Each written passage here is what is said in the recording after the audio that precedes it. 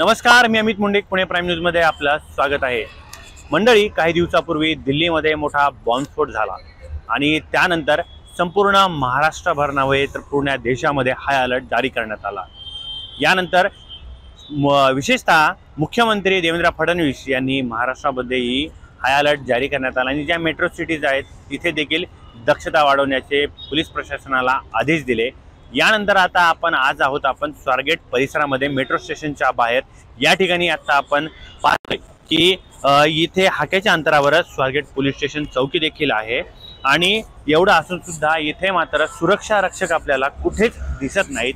अनधिकृत स्टॉल आहेत मोठ्या प्रमाणामध्ये या ठिकाणी आपल्याला पाहायला मिळतात। एकंदरीतच स्वारगेट हे पुण्याचं एक प्रमुख आणि मुख्य स्टेशन मानलं जातं आणि या मेट्रो स्टेशन आणि येथे बाजूला एसटी बसस्थानक सुद्धा आहे आणि पीएमपीएलचा मोठा डेपो सुद्धा आहे। येथे सतत चालणाऱ्या ज्या बसेस आहेत या एका पाठोपाठ असतात आणि बाजारपेठ, हजारो प्रवासी, विद्यार्थी, ऑफिसला जाणारा कर्मचारी असा दिवसभर मोठा गोंधळ असतो।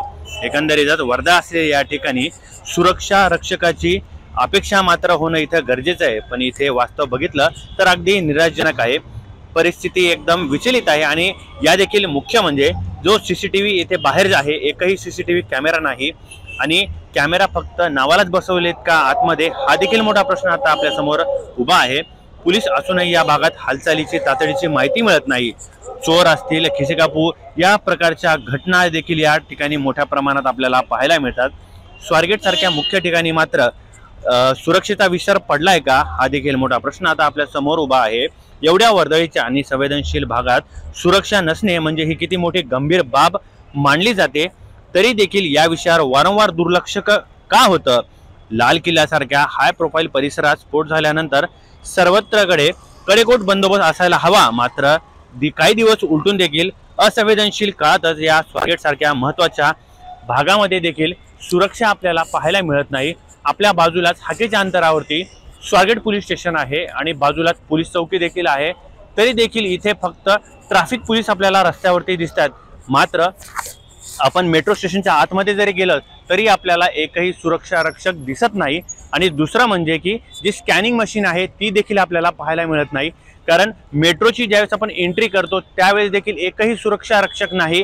तुम्हाला कोणी अडवणारं नाही, तुम्हाला कोणी बोलणारं नाही। हे मेट्रो स्टेशन फक्त राम भरोसेच आहे का, हा मोठा प्रश्न आता आपल्या समोर उभा आहे।